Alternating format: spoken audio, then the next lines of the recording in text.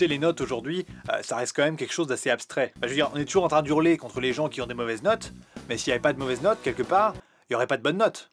Bah oui, alors les premiers de classe, ils rigolent quand nous on se tape des tuiles, mais enfin c'est toujours pareil. S'il n'y avait pas de dernier de classe, il n'y aurait pas de premier de classe. Voilà, c'est le principe de la relativité. Si vous voulez, s'il y a du bon, c'est aussi parce qu'il y a du mauvais. Voilà, on reproche toujours aux mauvais élèves de pas travailler. Mais est-ce que vous croyez vraiment qu'on le fait par plaisir?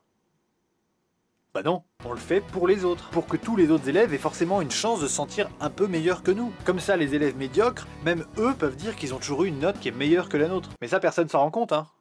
Personne. Après voilà, nous, c'est pas grave parce qu'on le fait par charité. C'est presque du bénévolat. Parce que les bons élèves, en échange, ils ont le tableau d'honneur, les félicitations et tout le bazar. Nous, on a les avertissements, on est collés tous les samedis, on se fait sortir à chaque cours. C'est pas évident du tout pour nous de toujours, comment dire, trouver toujours des meilleures idées pour être toujours plus cons et plus nuls que les autres. Et c'est un travail de chaque minute, hein. Ça demande une inspiration, une très bonne inspiration. Les gens pensent qu'on est naturellement mauvais. Non mais...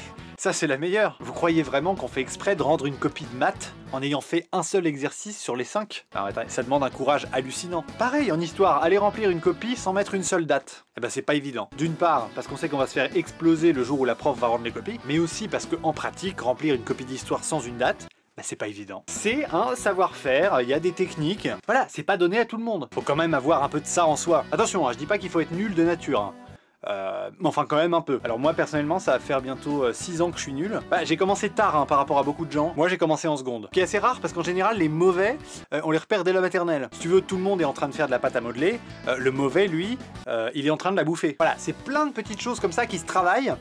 Qui font qu'après peu à peu t'es nul dans toutes les matières. Mais comme je l'ai déjà dit, c'est pas donné à tout le monde. C'est un travail de longue haleine, de chaque minute, voilà, c'est... Voilà. Ça me paraissait important de m'exprimer là-dessus, parce qu'après les gens croient vraiment qu'on est naturellement con, tout ça, non, c'est du travail. Voilà, maintenant si tu as connu toi-même des mauvais élèves, n'hésite pas à mettre un pouce bleu à la vidéo, et puis finalement, bah abonne-toi. Voilà. À bientôt.